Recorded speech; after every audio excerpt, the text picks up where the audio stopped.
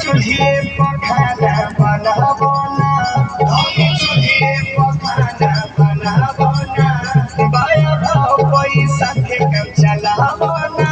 बाया भाव पैसा के कम चलावना हम अकेला मदीना कैसे किन के लाई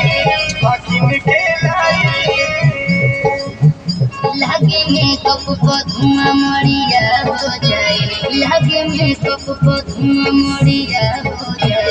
हम गोर बने राजा करिया हो जाए, लागे मेकअप को धुआं मरिया हो जाए, हम गोर बने राजा करिया हो जाए।